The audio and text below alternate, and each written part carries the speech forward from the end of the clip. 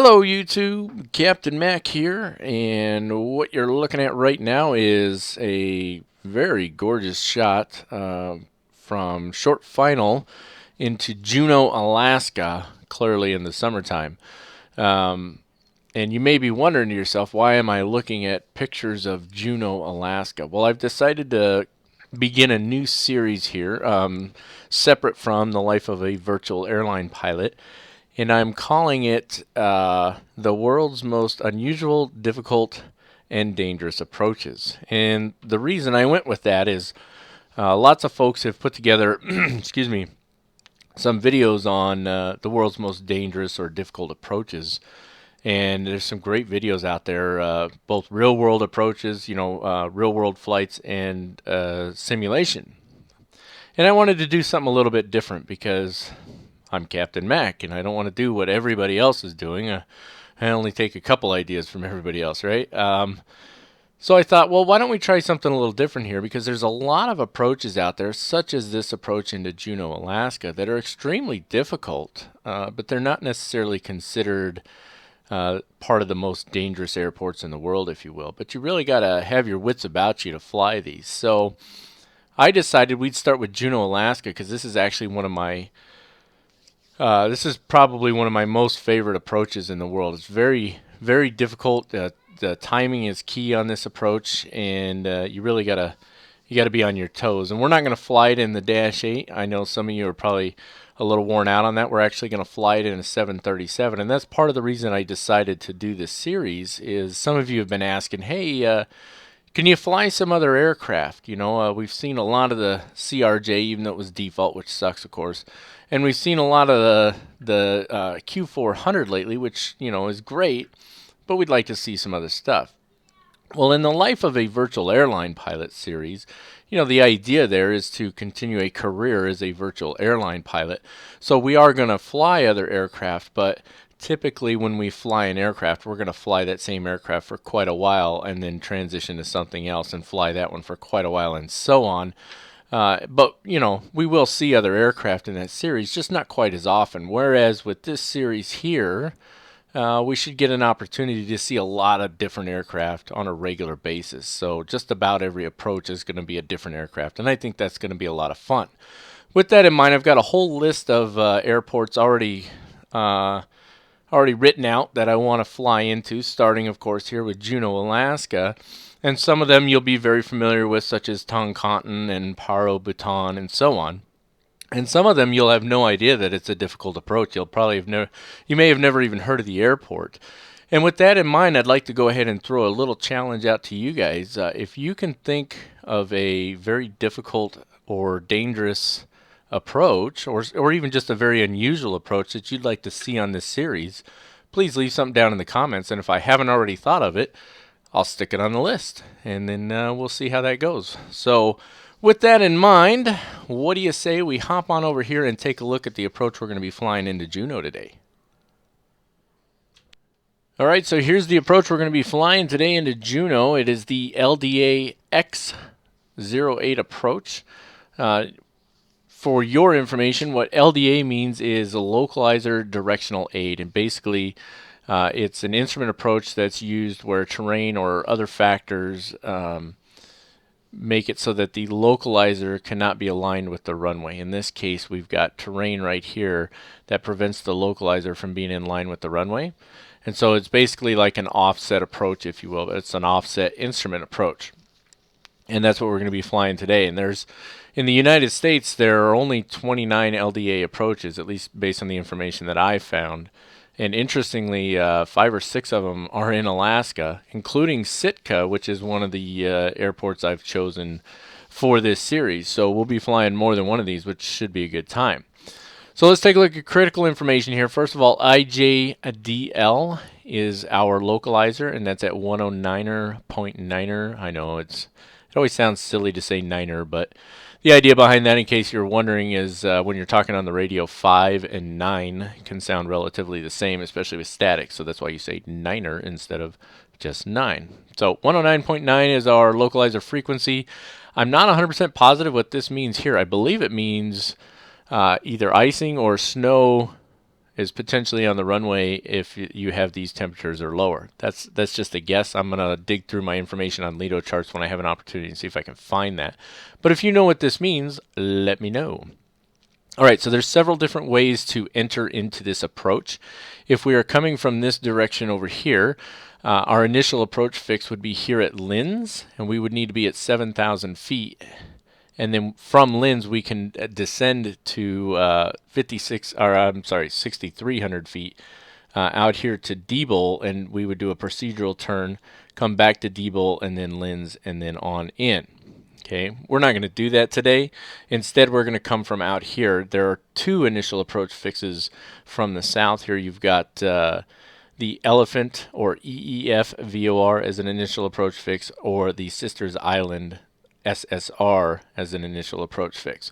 These are both VORs, and it looks to me like you typically would use the Sisters Island VOR if you're coming over here from Bergs, and you would intercept the 007 degree radial to Lens.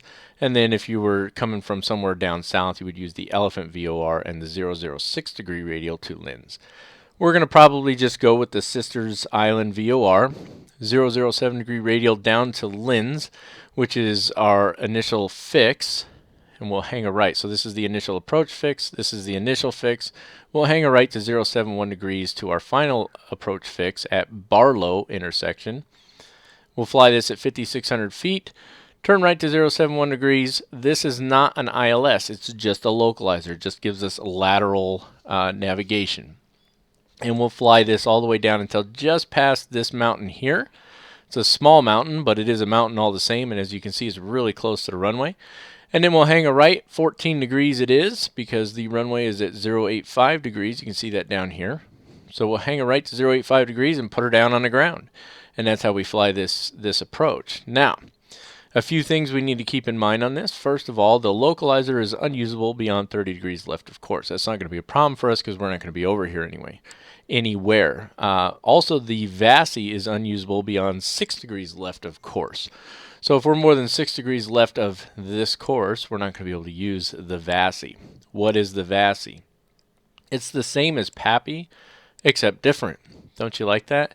PAPI lights are 4 lights side by side. You're looking for 2 white and 2 green, or not 2 green, 2 red, and that tells you that you're on glide slope. VASI lights typically use 4 lights. This one only shows 2. I don't know if it only has 2 lights or if it's just putting the 2 side by side as one square, but typically you have 2 lights here side by side and 2 lights here side by side. And so basically they're stacked on top of each other, but you're still looking for the same thing. You're looking for white and red, 2 white, 2 red. If there's only 1 light here and 1 light here, then it'd be 1 white and 1 red. It's pretty straightforward, but it's the same thing as a PAPI, and it serves the same purpose. A PAPI is supposed to be a little more precise. I don't know why, but it is. So we need to make sure that we don't get beyond 6 degrees left, of course, otherwise we can't see our VASI lights, and that's what we need to stay on glide slope. Let's see what else we got here. That's pretty much our directions for the approach. Pretty straightforward there. Now let's take a look down here. First of all, at our altitude. So 5,600 feet from Sisters Island down to Lens, and then I think I was calling it Lions, wasn't I? Maybe not. Anyway, down to Lens, and then once we hit Lens, we can begin, actually technically just before Lens, we can begin our descent to 3,700 feet and our final approach fix at Barlow, and then from Barlow continue our descent on down to our minimum descent altitude or missed approach point.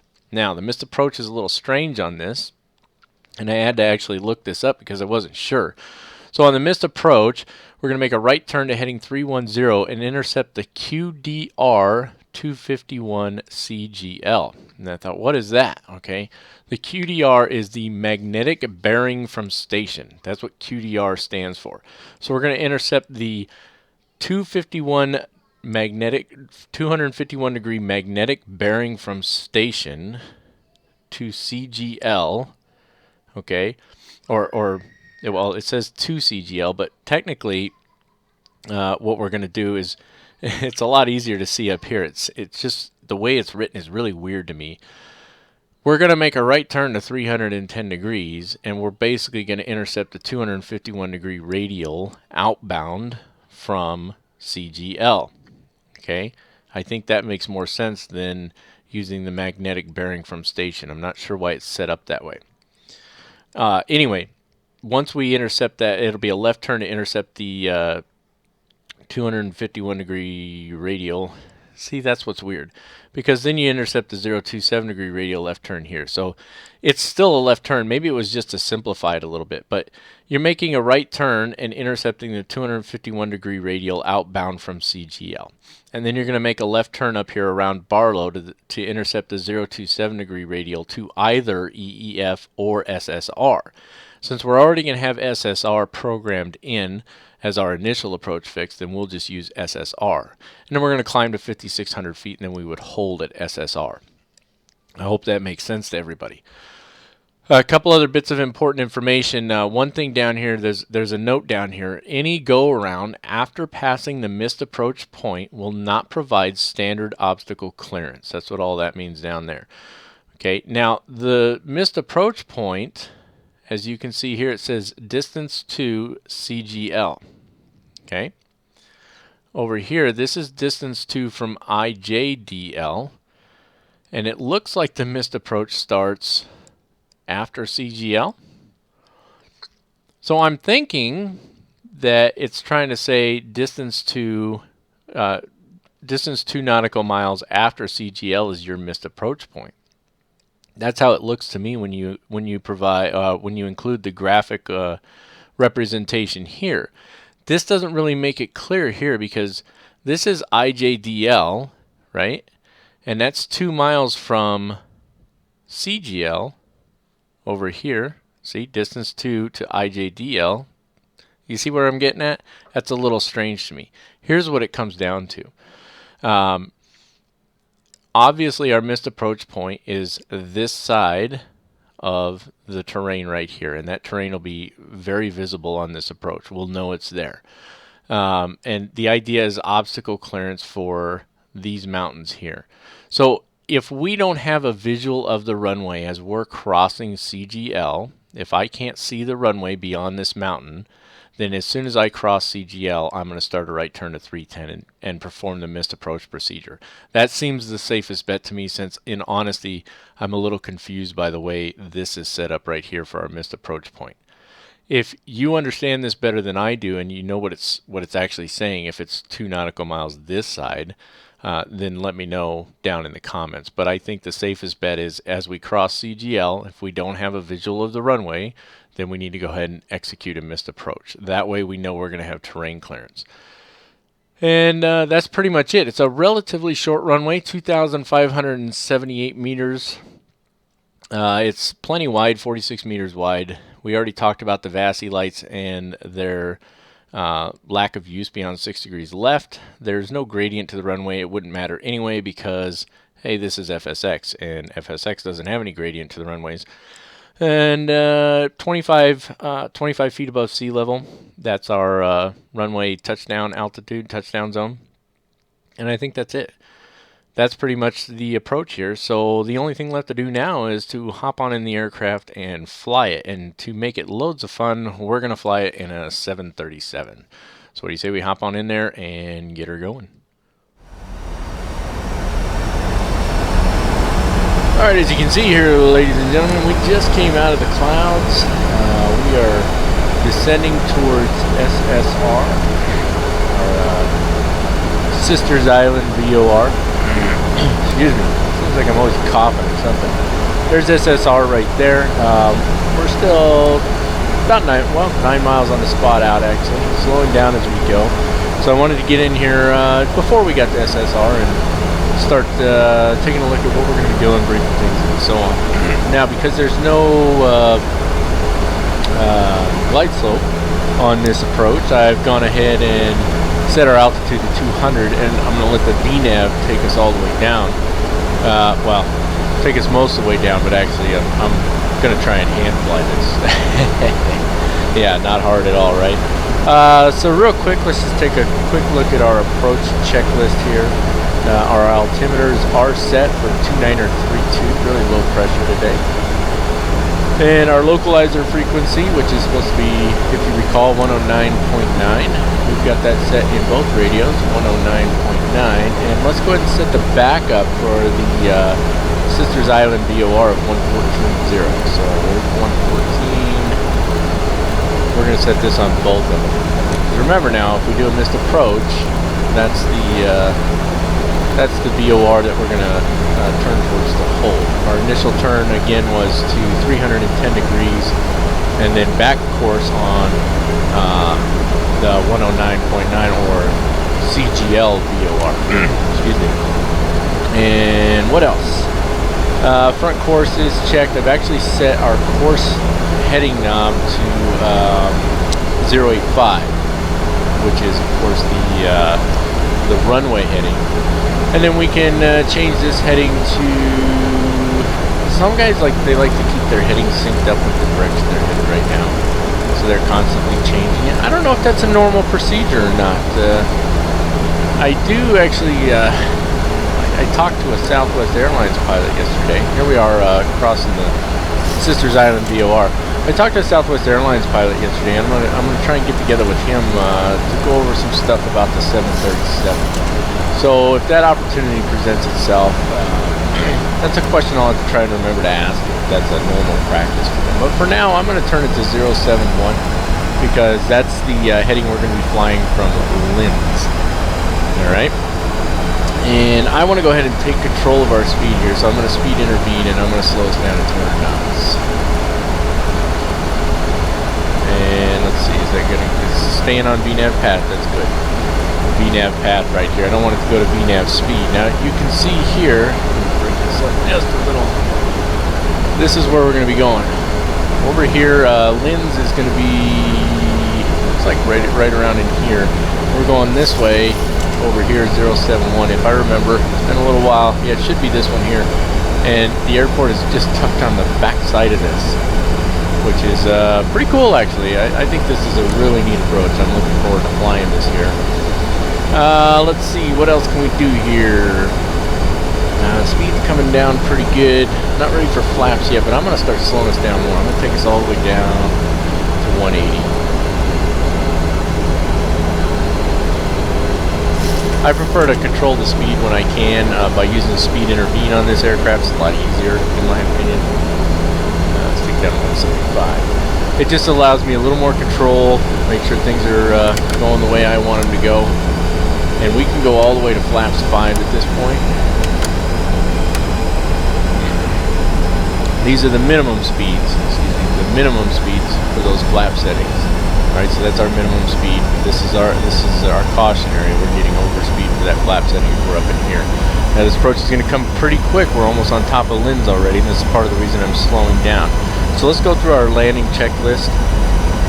Let's see here. I know we're a little far out, but because I have to do the workload of 2 pilots here, I like to do some of this early. So we're not going to arm the approach, but we are going to arm the localizer because we'll let it fly that localizer. There will be no glide slope flaps. We'll be doing a full flaps landing on this one, folks. In fact, set that down here. You just hit initial reference. Click on this one here. It was at 122. We're going to land at 120 knots there, so we're good on that. That's what we're aiming for, is 120 knots for our touchdown speed. Let's see what else. Engine start switches need to go to continuous. It's these two here. One right click puts them on continuous. I'll show that to you a little better here. On continuous. And landing flaps aren't set yet. Landing clearance is obtained. Runway turn-off lights and landing lights are all on. Cabin lights, autopilot, auto throttle, all is needed. We will need to set our go-around altitude and heading and our intercept course. Now, I'm going to set the intercept course now, which is, what was it, 251. We'll be intercepting that localizer here shortly. Oh, we already intercepted it. There you go. So let's move this to 251. This is for our missed approach procedure. Okay. And it looks to me like we're a little low here. Yep, we got a little low at Linz. We're supposed to, well, we can be at 3,700 at Linz, so actually we're high. And it looks like it's struggling a little now. What just happened there? What is going on?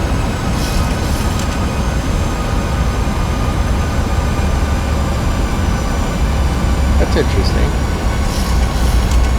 It's like, looks like it decided that it missed lens. So it's making a left turn out here, which is, I don't like that at all. Let's give it just a second here. I don't know what it's doing all of a sudden. It's got the localizer. It's shot way past it. Oh wow, okay. Let's see. Alright. Where's my, there we go. Turn that off. Let's take control of the aircraft here. Yeah. I'm leaving the auto throttle on. I'm taking manual control of the aircraft. And let's get this thing back over here where it belongs. Bring that down to 150. You see all this terrain right here.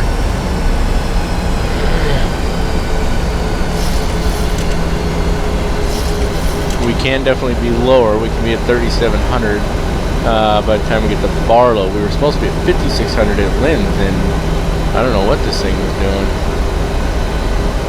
But yeah, that's kind of weird. Normally you don't have, I mean, the autopilot's pretty good in this aircraft, so it's not very often that you see it go kind of haywire like that.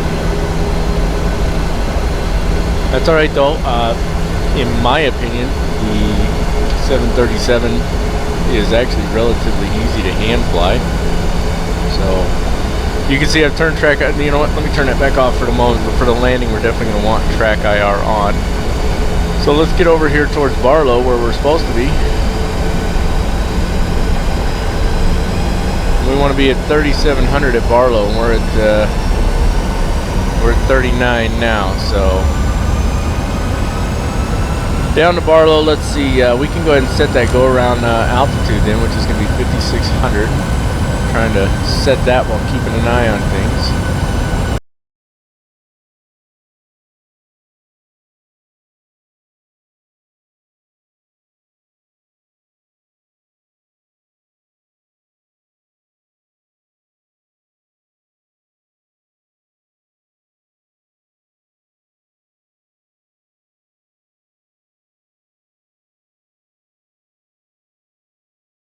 Do that by hand. If you think about it, why is it climbing? I've got my trim set. This thing's being a pain. We're going to want auto brakes too on this one. Need this to come down a little bit. We want to be 3,700 at Barlow. Auto throttle just kind of going bonkers here. Okay, we can't just set the heading, because if we hit heading hold mode on a go around, it's a right turn, but it's closer to get to 310 degrees by going to the left. So if we just set the heading mode, the aircraft, and then leave it on, or turn on the autopilot, what's the airplane going to do? It's going to make a left turn. We don't want it to make a left turn, we want to make a right turn, so we'd have to do it by hand. Okay, bring in the next setting of flaps and bring the gear down. And that's where we want to be right there, so let's get her to level off a little.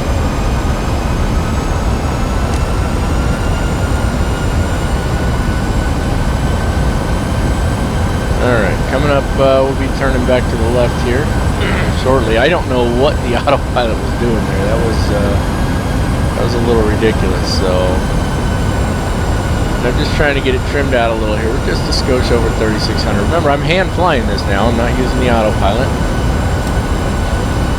Hand flying is always a little bit of a different experience, especially I've noticed in simulator aircraft since I've flown in the real world. Obviously smaller airplanes than this, but it's the feel that you lack when you're flying in the simulator. That's the biggest issue I have. Is the lack of feel. And since I can't feel what the airplane's doing, I have to watch my instruments a lot closer, which gives you an advantage for instrument procedures, absolutely. But it does make it a little more difficult to fly in the simulator as well. Alright, just trying to get on course here. Just about to cross Barlow. We're crossing now as far as the computer's concerned. Okay, down we go then. And there's where we want to be right there. And now she's trying to climb on us. Alright. Remember, it's a slightly steeper glide slope. Let's bring this speed all the way down to 125 now. Bring in some more flaps.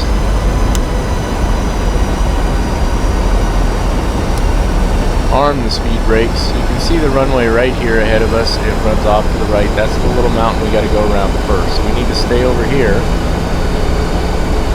Make sure we bypass that mountain. And we're just a little high. That's alright though. Bring in full flaps now. Trying to get the aircraft to slow down.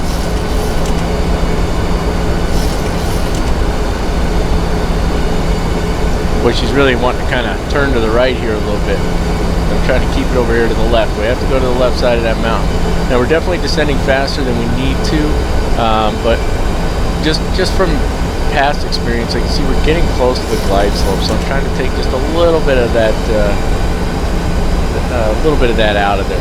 I would expect a descent rate of about 600 or 700 feet per minute for a 3-degree glide slope. So I'm expecting probably between 700 and 800 feet per minute for a 3.5-degree glide slope.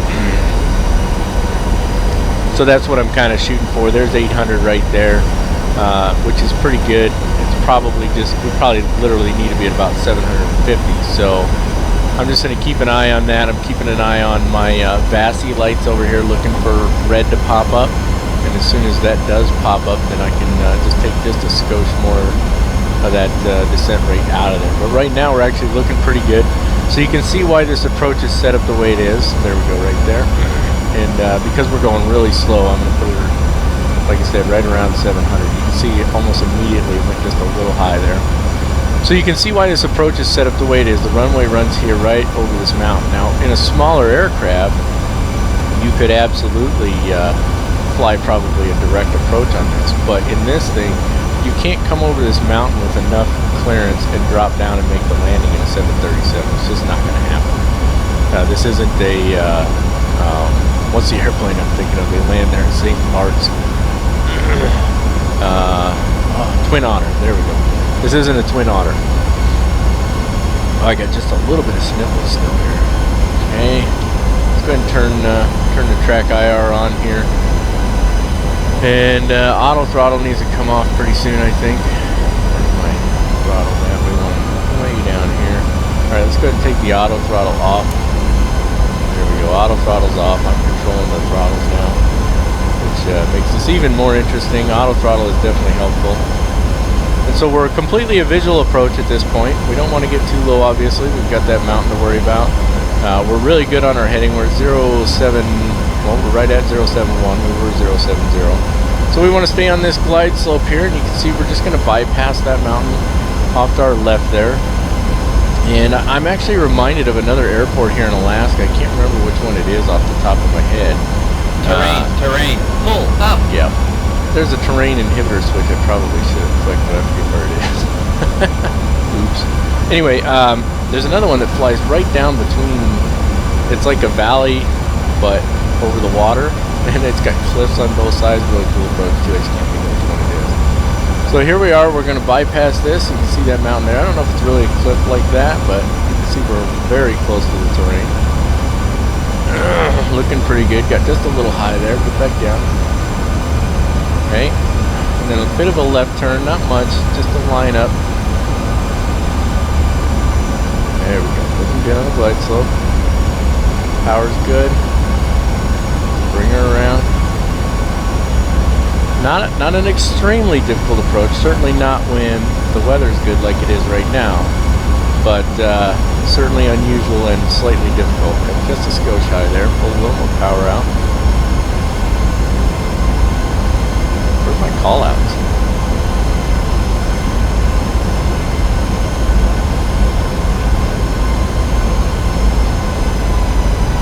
Call out. Oh, boy, she floated on me big time. There we go. Not too bad.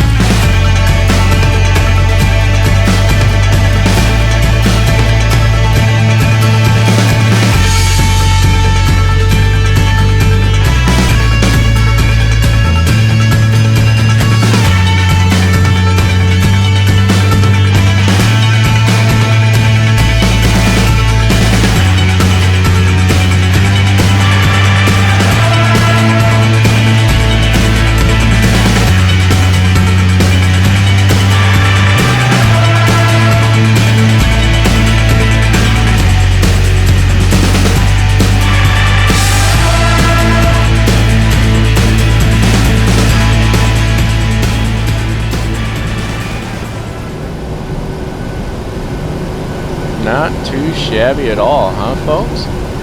I am not disappointed with that landing at all. That was not bad.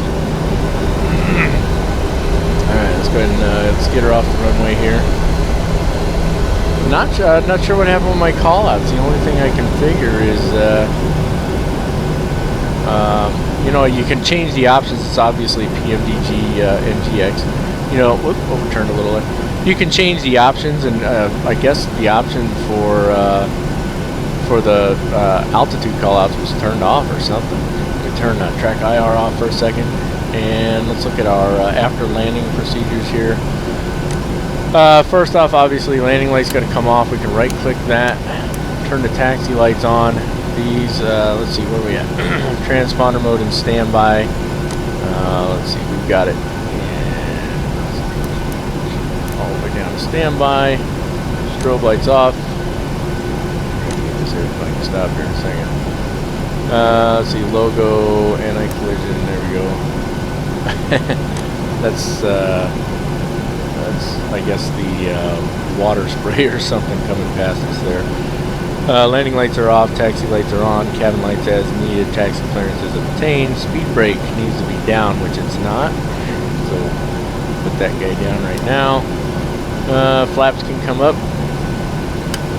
Normally, you know, you could do this while you're moving, but obviously, you know, you have another pilot in the aircraft. We can start the APU.